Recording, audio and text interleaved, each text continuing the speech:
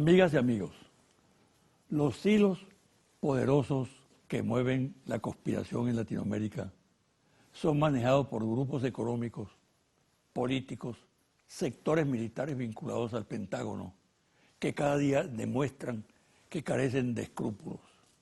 Apelan a todo, a actos inmorales, a la violación de la Constitución y de las leyes, y arremeten contra las instituciones, por cierto, todo ello en nombre de la democracia, de la libertad de expresión y en defensa de los derechos humanos.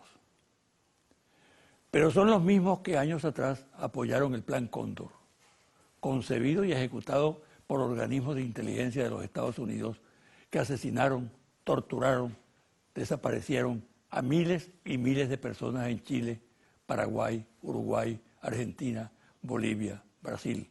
O los que aquí en Venezuela, bajo el manto de la democracia representativa, hicieron otro tanto durante varias décadas. Ahora retornan los viejos fantasmas del terror montados en lo que podemos llamar Plan Obama, concebido con sutileza para acabar con los logros sociales y avances democráticos en la región, en función de una política de repotenciación del dominio norteamericano bajo nuevos parámetros, pero con el mismo propósito de recuperar la hegemonía de la derecha y de las grandes corporaciones. Se trata de la política que derrocó a Zelaya, vía Parlamento, en Honduras, que repitió la fórmula en Paraguay con el golpe contra Fernando Lugo y que con una devastadora campaña mediática de descrédito del kirchnerismo alcanzó la victoria con Mauricio Macri, quien desde el momento en que tomó posesión del cargo de presidente comenzó a aplicar una política salvaje de aumento desmedido de las tarifas de servicios básicos como electricidad, agua, el gas, y emprendió una política brutal de despidos y disparó la inflación. En Brasil el caso es patético. A la presidente Dilma Rousseff, honesta y digna, le montó la derecha una celada en el Congreso que culminó con la aprobación del impeachment, que la desalojó del cargo. Es decir, que alguien que estaba en la presidencia con el apoyo de 54 millones de votos fue derrocada por un parlamento presidido por un corrupto que luego fue destituido por el Tribunal Supremo y un parlamento integrado en un 60% de diputados y senadores con procesos abiertos por actos de corrupción. En otras palabras, que a la presidente honesta, que no cometió delitos, con un origen impecable en las urnas electorales, la saca del poder una mafia de ladrones. En la mira del proyecto Obama de recuperar la hegemonía de la derecha y del gran capital en la región está también Nicolás Maduro, es decir, Venezuela y los venezolanos. No tenemos que vivir la restauración para saber lo que ésta es, sino mirar con profundidad lo que está sucediendo en aquellos países hermanos donde se ha impuesto ese plan mediante la fórmula del golpe suave o institucional. Una pausa y al regreso converso con Mariclín Stelling, analista e investigadora de la comunicación.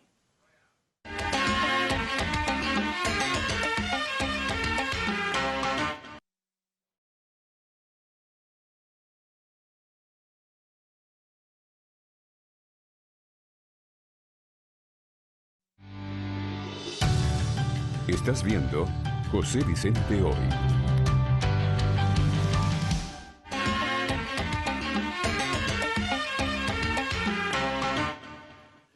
Para analizar la situación del país, la invitada de hoy es Mariclín Stelling, investigadora de la comunicación social, profesora universitaria y muchas otras cosas más. Bienvenida. Gracias, José Vicente, por la invitación. Un placer de nuevo estar contigo. Mira, un pase rasante, eso que tú sueles hacer por la situación actual del país. Bueno, mira, yo creo que hay un clima político encrispado.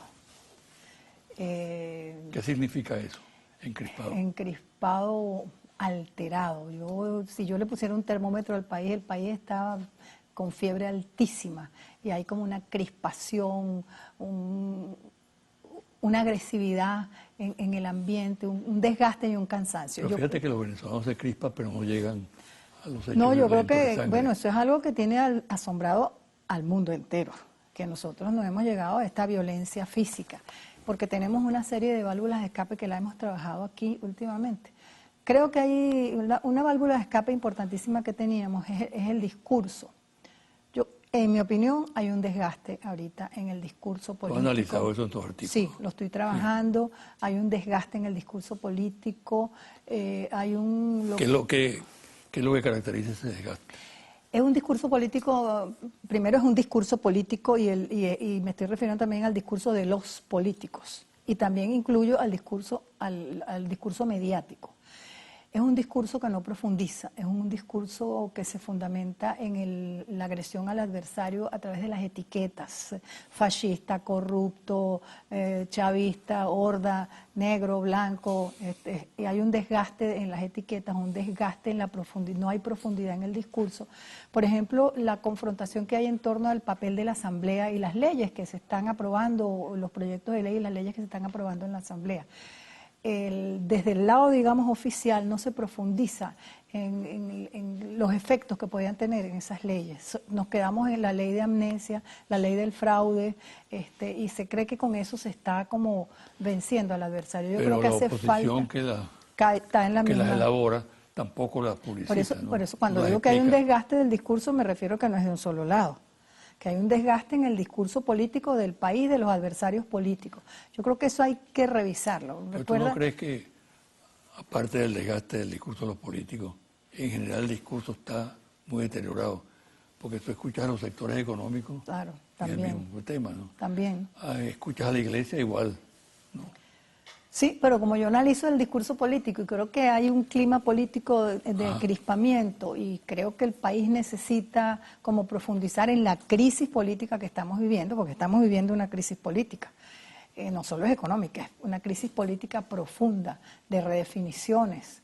Yo creo que debería haber algo, por lo menos algunas voces que intentaran profundizar en lo que está pasando. Voces que profundicen, no voces que se perciban a sí mismas como yo soy la persona o la voz que voy a derrotar al adversario y te voy a derrotar a punta de etiqueta, a punta de simplificar el discurso. No, yo soy una voz que... Recuerda que Chávez, que domingo a domingo, él era, yo lo llamaba el etiquetador de la comarca, él era el gran etiquetador de la comarca. Él colocaba una etiqueta y era lo que mi abuela llamaba un INRI, te mataba, pero también era profundo, didáctico, analizaba, enseñaba. Eso hace falta en este momento. Ahora, ¿quién puede o quiénes están en esa línea que tú señalas? El 99%. No, yo creo que... Y en la línea de presentar un discurso distinto. Pienso y no lo encuentro, José Vicente, porque hemos todos caído en ese error, porque debería haber como dos frentes de batalla. Deberían haber dos frentes de batalla. El frente de batalla que está todo el tiempo adversando al contrario, ¿verdad? Eliminando, etiquetando, derrotando, esa es una cosa. Pero deberían haber también voces que profundicen en la crisis política, en lo que está sucediendo, que profundicen en por qué esa asamblea no debe ser, por qué esas leyes no deben ser, más allá de simplificar la discusión de la ley de amnesia, la ley del fraude. Eso simplifica lo que está por detrás. Entonces yo creo que deberían haber... Tú en tus columnas eres una persona que estás trabajando más profundamente. Eleazar de Rangel yo diría que es otra persona que está trabajando... Y bueno, y yo que me estoy dedicando como al discurso político últimamente porque estoy muy preocupada por el nivel tan superficial, en serio, del discurso político. ¿Qué fallas observas tú en el discurso del chavismo?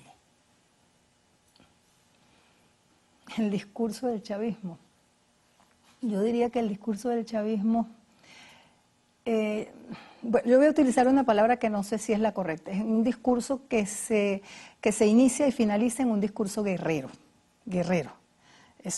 Se perciben como guerreros. Yo entiendo que aquí hay una guerra a muerte, es así, estamos en una guerra a muerte, pero yo creo que ese discurso guerrero que descalifica, que no profundiza, que no ataca profundamente al adversario, no lo desnuda, no lo desviste, no le saca las vísceras, pero con profundidad, con análisis, ese discurso no existe ya. nos estamos perdiendo en ese facilismo de descalificar al otro. De la oposición. Es igualito. Igualito. Y ha empeorado con la presencia de Ramos Ayub, por ejemplo. ¿Por qué? Porque yo creo que Ramos Ayub, en parte, creo que está cumpliendo una función de etiquetador de la oposición, de simplificador desde la oposición de lo que está sucediendo en el país y de confrontar en esos términos al adversario. Y la oposición se siente como reivindicada. Yo siento que ahí se lo ensalza, se lo admira, porque la oposición, que siempre había estado en desventaja discursiva ante un Chávez, por ejemplo, encuentran en Ramos Ayub un discurso, bueno, que descalifica, que es anecdótico, que quiere ser como popular. Por ejemplo, la discusión que hay en torno a que llama malandras a las rectoras del CNE, entonces desde aquí se enganchan y le ripostan, entonces la oposición se siente como vengada con su vengador que tiene de presidente de la Asamblea Nacional. Entonces hay un elemento que yo creo que debería... ¿Tú crees que un presidente de la Asamblea Nacional no creo emplear ese tipo de lenguaje para no creo a unas mujeres no creo que además son magistradas de la República? No creo que debería ser en lo absoluto. Entonces yo no creo que tiene por qué llamar a malandras a las rectoras del CNE. Creo que se pasó y se ha pasado varias veces en algunas cosas hasta obscenas que ha dicho. Yo creo que un poco él se está perdiendo en esa figura que él está representando. Él está representando algo allí, ¿no? De lo cual la oposición carece. Y él se está perdiendo y hundiendo en ese personaje que está representando. Todo esto, Mariclín, pone a algunas personas a temer sobre el futuro de la democracia venezolana, ¿no? Es decir, que nos estamos manejando en un contexto bastante delicado, ¿no? Y hay temores en cuanto al destino de la democracia y del Estado de Derecho. ¿Qué piensas tú? Bueno, yo tengo temores. Porque creo que nos estamos moviendo en terrenos bélicos de todo punto de vista, en un terreno bélico en el plano de la economía, en un terreno bélico en el plano político, en un terreno bélico discursivo, bélico mediático. Creo que quizás hasta de alguna manera estamos perdiendo la perspectiva de lo que es la convivencia en una democracia. Yo creo que hay una suerte de perversión en la que hemos caído todos y todas en este momento. La democracia supone no el consenso absoluto, la democracia supone diversas opiniones, diversos puntos de vista y saber conciliarlos y convivir. Y hemos llegado a un estado en que no queremos conciliar ni queremos convivir. En lo último que yo escribí, yo hablaba de la paz negativa. Yo veo que aquí todo el mundo, de la boca para afuera, yo creo que además hay una gran hipocresía en todos los sectores políticos. Hay una gran hipocresía porque todo el mundo, que te destruyo como mi adversario desde todo punto de vista, como pueda te destruyo, pero a la vez digo yo quiero paz y diálogo, debemos dialogar y debe haber paz en el país. Eso no es un invento mío, eso lo leí en algo que estaba consultando, la paz negativa. La paz negativa esconde por detrás un discurso guerrero. El discurso guerrero es aquel discurso que dice quiero paz, pero te quiero destruir y quiero la paz en mis propios términos. Y en este momento los dos sectores políticos hablan de dialogar, hablan de querer la paz, pero desde mis propios términos. Y creo que en este momento en Venezuela va a ser muy difícil encontrar términos comunes para dialogar, para construir la paz. En ese sentido creo que estamos perdiendo las perspectivas, nosotros internamente las perspectivas democráticas. Por otro lado, ese golpismo que hay por allí, esa violencia que estaba represada, que está de nuevo saliendo, fundamentalmente es de la oposición, la represión que tienen que ejercer las fuerzas del orden, porque tiene que ser así. El Estado es garante del orden, son elementos que ya son como avisos que habría que tomar en cuenta. Y luego todo este cerco que hay, que ya es hasta militar, internacional, ¿no? Ya no es un cerco mediático como hablábamos aquí en otras ocasiones. Yo creo que aquí hay un cerco económico, un cerco mediático y unas amenazas militares internacionales en torno a Venezuela. La institucionalidad en Venezuela ha demostrado que tiene hasta ahora sí, por ahora, mucha fortaleza, ¿no? Cruje, sí, pero no se rompe, ¿no? Eso no es un signo positivo que puede... Bueno, yo creo que es uno de los elementos que nos ha mantenido entre otros, para no caer en la violencia extrema. Creo que eso, la institucionalidad ha sido muy fuerte, la Fuerza Armada Nacional Bolivariana hasta el día de hoy ha demostrado también ser institucional, democrática, pero yo percibo que hay peligros y como oportunidades de destruir la democracia por todas partes, se asoman y afloran. De allí, por eso que yo estoy dando tanta importancia al discurso en este momento. Hay un ingrediente nuevo que es la situación social, ¿no? Claro. El alto costo de vida, la inflación disparada, el desabastecimiento, la escasez de los productos.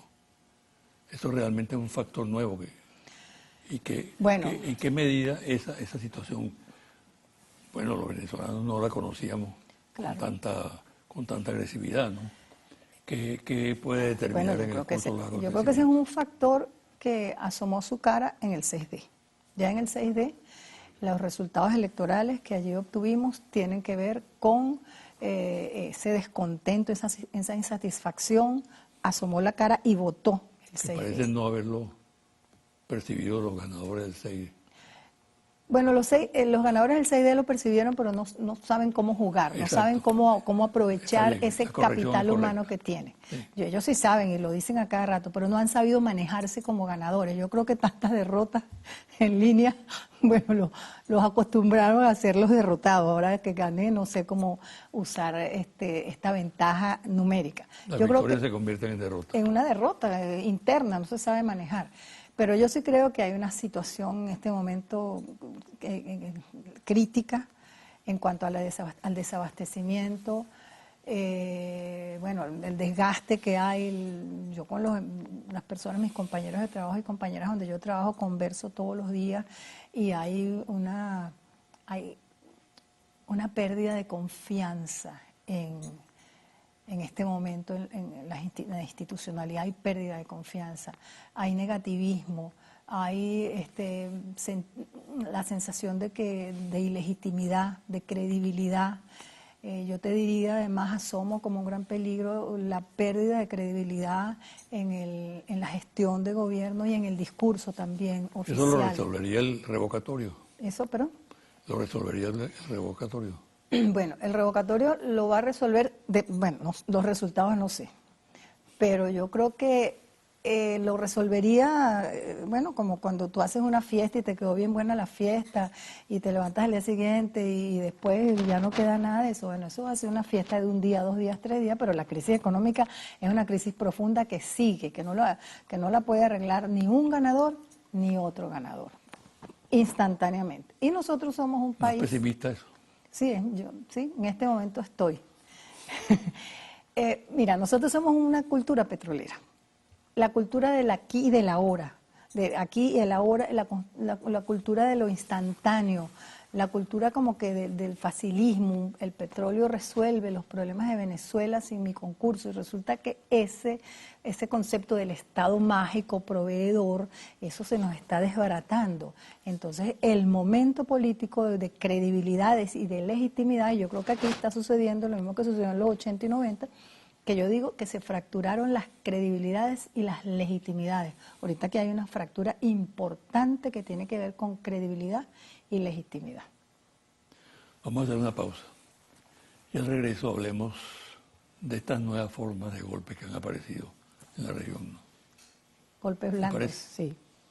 Blando, institucional. Sí, claro, parlamentario. Corrupto. También.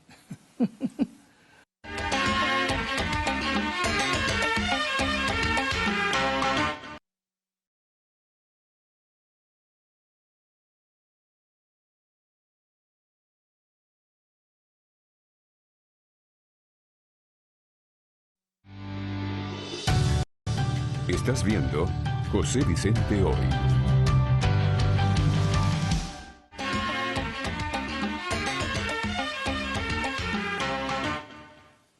Mariclín, la nueva modalidad del golpe. Anteriormente no había disquisiciones al respecto. Era el golpe duro, salían los tanques a la calle, controlaban la situación, ¿no? Claro. Hoy en día hay ciertas sutilezas, ¿no? Que si el golpe institucional, que si el golpe duro. El golpe psicológico, el ideológico, todo eso está allí. Y ahora se suma, con motivo de los hechos de Brasil, el golpe de la corrupción, exacto. donde quedó sí. evidenciado que sí. a Dilma la derrocaron porque estaba investigando la corrupción. Cayó un nuevo miembro del gabinete. El ministro de Planificación, ministro, sí. Que le tomaron una conversación telefónica donde lo decía, ¿no? Entonces, bueno, ante esa perspectiva, ante ese panorama, ante ese abanico de opciones golpistas, que están muchas de ellas instrumentalizadas por el Parlamento, por los congresos. Claro. ¿Cómo es tu opinión? Bueno, yo creo que en nuestro caso, hasta ahora, el Parlamento, el gobierno ha logrado tenerlo cercadito. El Parlamento de alguna manera ha caído en la trampa discursiva de la que hablábamos al inicio del programa, ¿no? Ha quedado sus voceros para discursiar. Creo que el gobierno ha elaborado una muy buena estrategia para acercar ese posible golpe parlamentario hasta el momento. Yo creo que aquí en Venezuela eso hasta el momento está más o menos limitada las posibilidades. Por ese desgaste también discursivo, descalificador, medio payaso que está ocurriendo desde el Parlamento, que eso descalifica, ¿no? Yo creo que en Venezuela hasta el momento hay un cierto control por parte de las fuerzas institucionales de lo que podría ser un golpe parlamentario. Yo creo que aquí hay que preocuparse fundamentalmente por lo que se llama el golpe ideológico y el golpe psicológico, que tiene una muy buena base para que ese golpe psicológico ocurra, que es la crisis de abastecimiento que estábamos hablando, el bachaquerismo, las dificultades para adquirir pues tus productos para la subsistencia. Ese elemento está vivo, está allí, pero además entonces hay todo un ataque a las mentes. Se dice que esos golpes ya no son con armas, como tú dijiste al inicio, sino son con los medios, la información, las palabras, y van a la mente de las personas. Entonces tú tienes un caldo de cultivo, que es el desabastecimiento, el bachaquerismo, la corrupción que existe allí en esos niveles, y a la vez estás bombardeando la cabeza de la gente, quién es el culpable, dónde está la culpa, no sé qué. Entonces ahí hay un elemento que es un golpe psicológico que se está dando con un caldo de cultivo que existe allí. En ese sentido, hay toda una literatura en Estados Unidos, sí, ¿no? Manuales, trabajos orgánicos, ¿no? Que indican que hay toda una planificación. Que describen exactamente lo que estamos viviendo. Lo que está ocurriendo, ¿no? Que describen el golpe exactamente. psicológico, Sí, claro. La amenaza permanente de la injerencia. Claro. Que está flotando en el ambiente. Está flotando en el ambiente, y yo diría que, bueno, yo esta mañana estaba revisando la prensa de 15 días para acá. Venezuela está en la mira de la Unión Europea, no dígase de España, los países de la región, pero no solamente en la mira analizando lo que nos está pasando, sino de alguna manera bombardeándonos desde múltiples países del mundo, de Europa, de la América Latina, y ahora con lo que está sucediendo en Brasil, Macri, Temer, la cuestión se ha puesto como mucho más fuerte. Lo que conversamos antes. Y hay dirigentes políticos que pretenden sacarle partido a eso. Pero por supuesto. ¿No? Hay una noticia de Macri que quiere ayudar al diálogo en Venezuela. Macri, que tiene prendida a la Argentina. El españolito que nos visitó en estos días. Albert Rivera. Pero a Albert Rivera le están dando con todos los hierros en España, los medios españoles, por oportunista y aprovechador.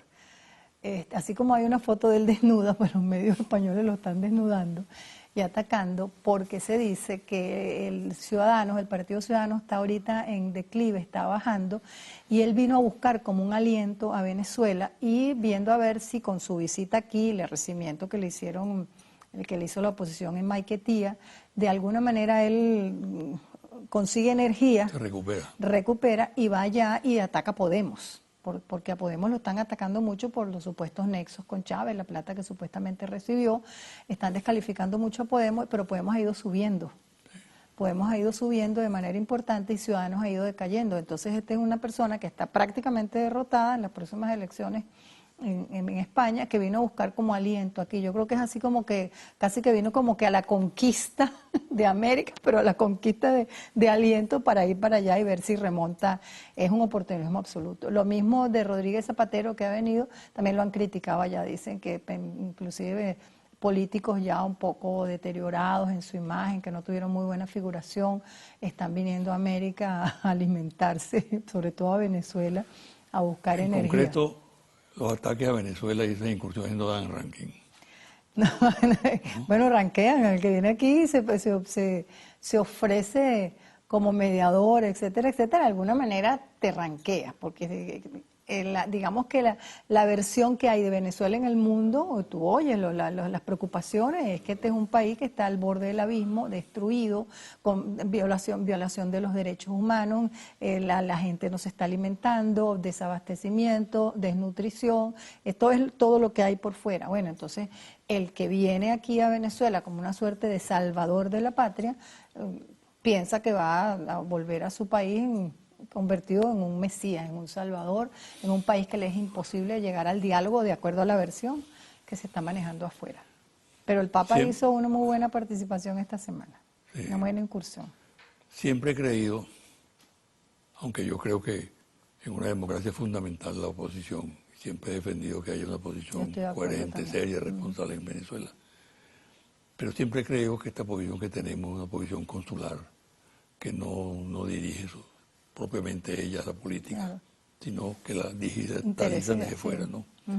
Y en este sentido es muy elocuente lo que está pasando, por ejemplo, con la solicitud de la aplicación de la Carta Democrática por parte de la OEA, de la Asamblea Nacional y de un grupo de parlamentarios. Ya elaboraron el documento y fueron ¿Qué allá. piensas tú de eso?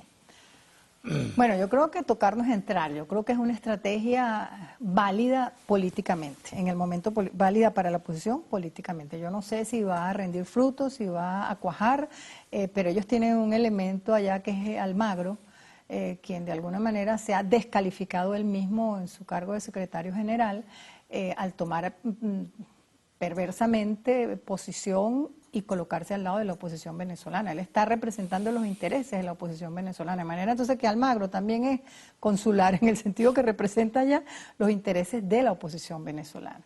Entonces esa carta democrática que la oposición está llevando, se la está llevando a un miembro de la mafia oposicionista, que es Almagro.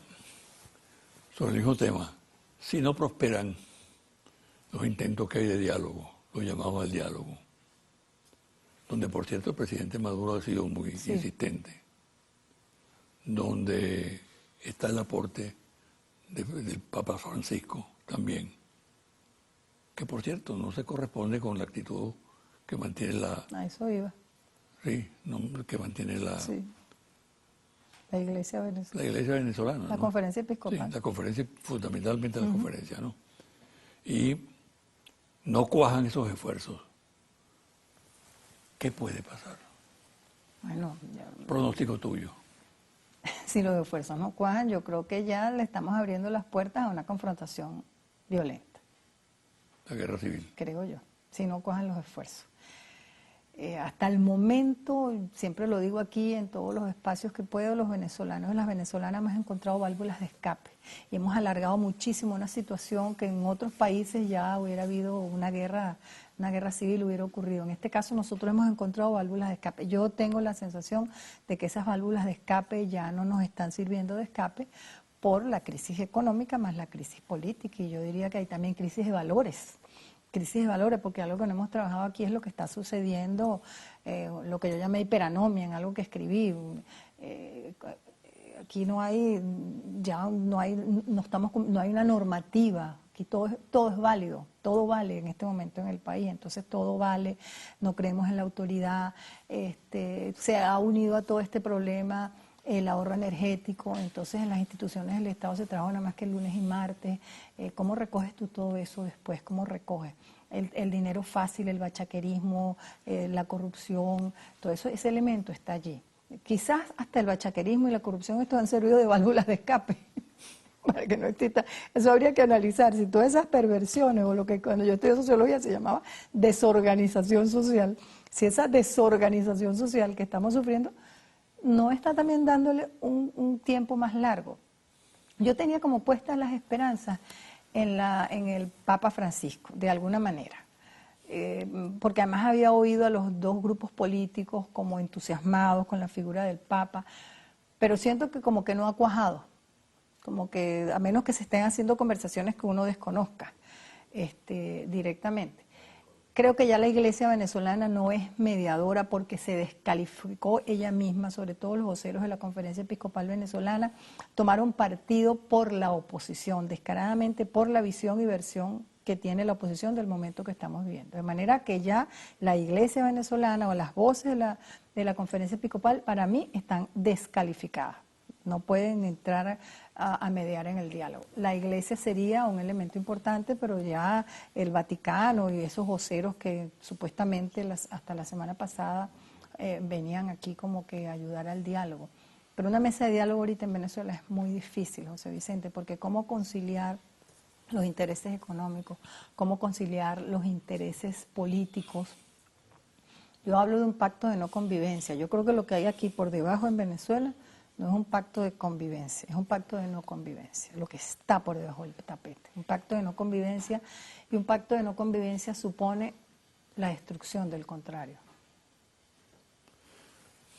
No sé, pero tú te notas muy pesimista, ¿no? Yo, bueno, no sé si pesimista o realista. Tendría que suceder algo en este momento, no sé, una voz, una figura. Que uno, de golpe, sin darse cuenta, se deja atrapar por el pesimismo. Claro, yo puedo estar atrapada, yo no creo, no tengo por qué decir que no estoy, pero la vivencia que yo tengo en este momento y esa retroalimentación que te da la gente, es como que si el juego está trancado. Para mí en este momento el juego está trancado. ¿Cómo lo destrancamos? Una figura como tú puede destrancar el juego, por ejemplo. Tú eres una figura respetada, ponderada, equilibrada, tienes tu posición política. Yo soy el que hace los comentarios y las preguntas en este programa. Pero yo creo, bueno, ¿quién destranca el juego en este momento? Hay mucha gente dispuesta a hacerlo. Internamente. Yo te devuelvo la pelota. Tú puedes participar perfectamente en esa tarea. Pero en ti cree mucha gente. Si estoy pesimista, amor, no puedo. Yo estoy preocupada, estoy muy altamente preocupada. Altamente preocupada, porque además toda esa retroalimentación que uno le dan es preocupante, es preocupante. Cuando un país suspende la credibilidad, y aquí está suspendida la credibilidad, es muy grave, José Vicente. Yo no quiero concluir esta entrevista con algo bajo el signo de la preocupación, del pesimismo, de la angustia. Bueno, yo creo que aquí de alguna manera hay que crear una instancia, yo creo que hay que crear una instancia plural que intente conversar.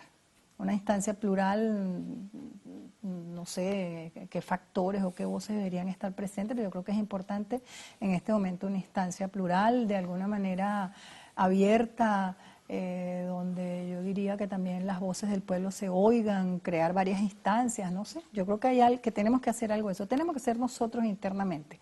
Los que sabemos lo que está pasando aquí somos nosotros los venezolanos. Ninguna de esas voces que han venido a ofrecerse entienden lo que aquí está pasando. ¿Tú no crees que el pueblo abajo se está organizando? Bueno, los comités populares, los clubs. Tengo informaciones de que los clubs, que los colectivos, los comités populares se están organizando, incluso están organizando las colas. Hay sectores donde los comités o los colectivos organizan las colas y se están llevando perfectamente bien las colas. Bueno, vamos a ver dónde están esos logros desde las bases, porque desde las cúpulas el juego está trancado. Entonces vamos a la base. No invita al pesimismo eso. Al optimismo. Eso sí invita al optimismo.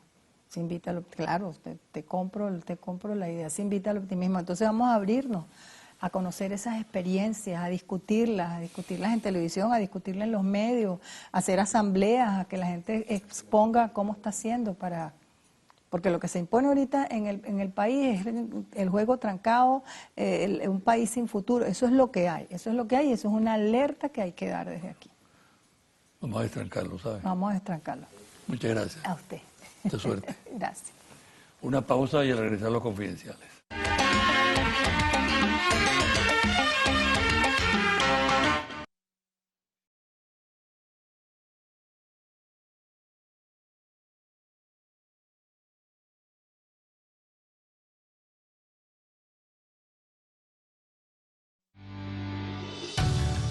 Estás viendo José Vicente Hoy.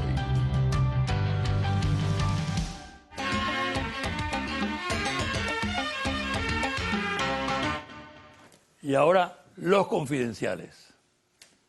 La táctica de un sector de la MUD de estimular el calentamiento de la calle, que es parte del paquete de la versión golpista del revocatorio, está provocando serias discrepancias en el seno de la alianza. La manera como fueron agredidas las funcionarias policiales en la marcha del pasado miércoles 18, ataque a las residencias estudiantiles, Livia Gubernet, y otros actos de violencia que se sucedieron en los estados Mérida y Carabobo, en la misma fecha, dispararon las alarmas internas. En el análisis de esta situación, hecho por el alto mando opositor, se consideró en primer término que esa tendencia encarnaba una especie de renacer de la política de la salida, que, como recuerda el país, desató la violencia en los primeros meses del año 2014, con saldo de víctimas y destrucción de instalaciones públicas. Al mismo tiempo, esa política aisló al movimiento oposicionista debido al repudio que generó en la opinión pública. La reacción interna en sectores de la MUD es de repudio a la salida 2, o la guarimba, en su segunda versión, lo cual plantea un conflicto que cobra cada día más fuerza. Se trata de que los que controlan la calle son precisamente los que comandan las acciones violentas, como es el caso del partido de Leopoldo López, Voluntad Popular, y de otros grupos sobre los que existe un precario control.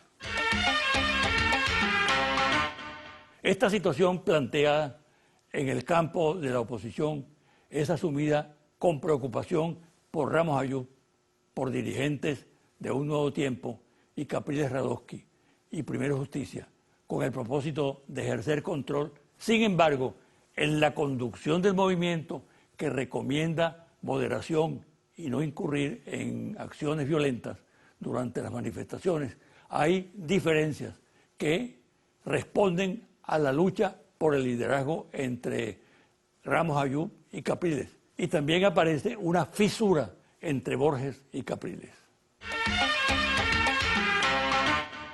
La diplomática norteamericana Liliana Ayalde era embajadora de los Estados Unidos en Paraguay cuando fue derrocado el presidente Fernando Lugo a través del golpe parlamentario. Curiosamente, la misma embajadora de los Estados Unidos ejerce actualmente el cargo en Brasil, en momentos en que se produce el golpe parlamentario contra la presidenta Dilma Rousseff. Sin duda, pura coincidencia. En un grupo de analistas políticos se examinaba la situación en la región y se colocaba el énfasis en el planteamiento del expresidente colombiano Álvaro Uribe en el evento efectuado en Miami con la presencia de figuras internacionales de la derecha y del secretario general de la OEA, Luis Almagro, de formar un ejército para ponerlo a la orden de la oposición venezolana y derrocar al presidente Nicolás Maduro. En la reunión hubo coincidencia en que la propuesta de Uribe no era original, que simplemente era una repetición de la iniciativa de la CIA de conformar una fuerza entrenada, expedicionaria, en Centroamérica, integrada por mercenarios que invadieran a Cuba con el apoyo del gobierno norteamericano. Cerca de 3.000 efectivos formaron parte de la fuerza que desembarcó en Playa Girón, Bahía de Cochinos, y fue derrotada por el ejército cubano dirigido personalmente por Fidel Castro. El recordatorio es interesante. El expresidente uruguayo José Pepe Mujica fue factor decisivo en la escogencia y designación de Luis Almagro como secretario general de la OEA. Mujica garantizó que Almagro ejercería el cargo responsablemente, de manera imparcial, y convenció al gobierno venezolano de la conveniencia de apoyarlo. La posición del gobierno venezolano era decisiva en el caso, y a pesar de que no tenía buena información del personaje, aceptó la recomendación de Mujica. La conducta que mantiene posteriormente Almagro, descaradamente agresiva contra Venezuela, recuerda aquello de que así paga el diablo. Confidencial al cierre, Interlaces. Número 1. La cesta Petare, el nuevo indicador de precios de Interlaces, aumentó de 29.400 bolívares, es decir, 63,86%, al pasar de bolívares 46.045 para el 1 de abril a bolívares 75.445 para el 16 de mayo pasado. Número 2. El precio de la cesta Petare se ubicó 9 veces por encima de los precios oficiales y en algunos productos hasta 60 veces más caros. Número 3. No se encontraron 10 productos de la cesta regulada y 16 productos presentaron un alza entre 6,3% y 150% con respecto a la medición anterior del 2 de mayo. Número 4. La cesta Petare de Interlace evalúa el costo total al que se revenden en la redoma de Petare los 42 productos regulados, 23 de la canasta básica alimentaria y 19 productos de higiene personal. Número 5. Por otro lado, el índice de desabastecimiento en hogares que realiza cada mes Interlace señala que para el pasado mes de abril, 59,63% del total de los 42 productos regulados no se encontraron en los hogares venezolanos, porque no se consiguen y porque ya no se pueden comprar debido a su elevado precio. Hasta aquí el programa de hoy. Me despido hasta el próximo domingo a las 9 de la mañana por su canal Televen.